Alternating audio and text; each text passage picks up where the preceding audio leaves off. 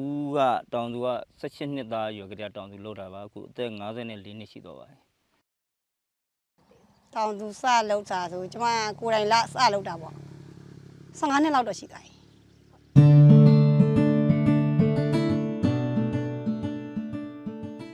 ဒီတန်တော့ပထမမယ်နှမ်းပဲစင်းကိုမြေပဲပေါ့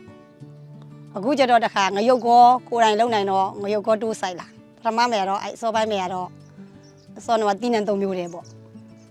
ထာကောမှမသုံးခင်ကတော့အပင်တွေကဘယ်လိုခေါ်မလဲအမြစ်တွေဝါးဝါပြီးသေးကုန်ပဲစင်းကုန်ဆိုင်လဲအဲ့လိုပဲအခြားဓာတုဆေးတွေတော့မသုံးဘူးသုံးတယ်ကျွန်တော်တို့အရင်တော့သုံးခဲ့တယ်ဒါကောင်းတဲ့ဟေးဆိုသုံးလိုက်တာပဲဒါမှမဟုတ်တကယ်လက်တွေ့ကျတော့တချို့လည်းပဲယောဂနဲ့ဆေးနဲ့မအပ်ဆက်တာရှိတယ်တချို့မှုစည်းတိုင်းလည်းကျွန်တော်တို့ကယောဂမအပ်ဆက်ဘူးလေမှုစည်းတွေငရုတ်ပြိုးခင်းပေါ့ငရုတ်ပြိုးခင်းမှာတချို့ကပြောတာဒီလိုပြိုးခင်းမြေကန်နဲ့မို့ဖြန်းရင်ကောင်းတယ်ဆိုလို့ကျွန်တော်အဲ့မှာဖြန်းလက်တွေ့သုံးတဲ့ခါကျတော့သုံးနေကောင်းတော့ကျွန်တော်ရွာတောင်သူတွေကဒလူရှိရဒါကတော့ဒလူရှိတယ်ဆိုတော့အဲ့မှာအခုတရားလူတွေအားလုံးစူးစီးပြီးဒီကိုဝင်ဦးလို့နဲ့ချိန်ပြောဝေးတာကျွန်တော်တို့အခုဒီနှစ်ပိုင်းမှာစပြီးသုံးတာဆိုတော့ဒီရေတကွန်ရဲ့ဈေးနှုန်းကတက်တာတယ်နောက်ပြီးတော့သူ့ကိုသုံးဆွဲလိုက်ရင်တီးနံပင်တွေမှာထိရောက်မှုရှိတယ်အားလုံးပုံမွားဟောဒီယောဂပေါ့နော်ထိရောက်မှုရှိတဲ့အတွက်ကြောင့်တောင်သူရဲ့သဘောကျလို့သုံးဆွဲတာပါဟောပါမှုက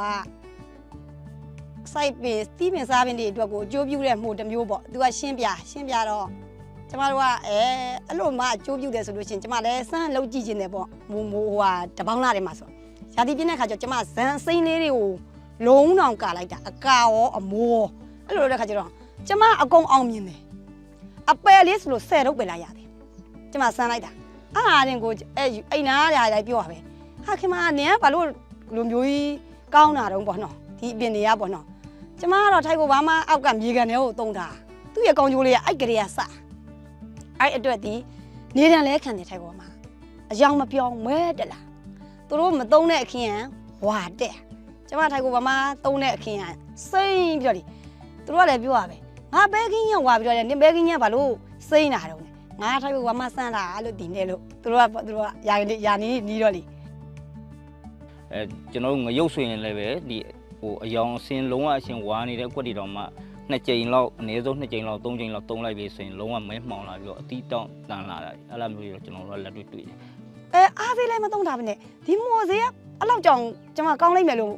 တခါမှလည်းစမ်းမသုံးဘူးထွက်နှုံးကြတော့ဘလို့ကွာတုံးဆိုတော့သူတို့ကထပ်ကဘာမှမသုံးတဲ့လူက20တဲ့အတွက်ဒီအတင်းရတူနော်သူလည်းပဲတင်းဆိုင်ကျမလည်းပဲတင်းဆိုင်ကျမက30ရတယ်ဒီထပ်ကဘာမှသုံးတဲ့အကျိုးကျေးဇူးတွေကနောက်ဒီလိုဒီရေတကွန်ရဲ့မှုသေးတို့ဒီဟိုဆေးတို့သုံးမဲ့အများအားသုံးဆွဲလာမယ်ဆိုရင်တော့မြေကအများအားပြန်ပြီးတော့အရင်ငကူမြေမှုပြန်ဖြစ်ဖို့ရတော့3နှစ်နဲ့5နှစ်ကြာမှပြန်ဖြစ်လိမ့်မယ်လို့တော့ထင်တာပဲကျမတော့လာမယ့်နှစ်ကြရင်ရေပဲလဲသုံးတော့ပဲနှမ်းကင်းလဲသုံးမယ်ပေါ့ကျမအဲ့လိုစိတ်ကူးတာဘာကြောင့်လဲမျောတာနဲ့စာရင်မျောတာတိတ်ကို2သိန်းဗျာ1သိန်းခွဲဗျာနောက်ဆုံးအနေဆုံးက1သိန်းအဲ့တော့အဲ့1သိန်းဘိုးကိုကျမထိုက်ကိုဘာမှယင်လိုက်မယ်ထိုက်ကိုဘာမှယင်မယ်ဆိုလို့ရှိရင်ကျမအဲ့1သိန်းဘိုးနဲ့ရာခင်းကုန်နှံ့တယ်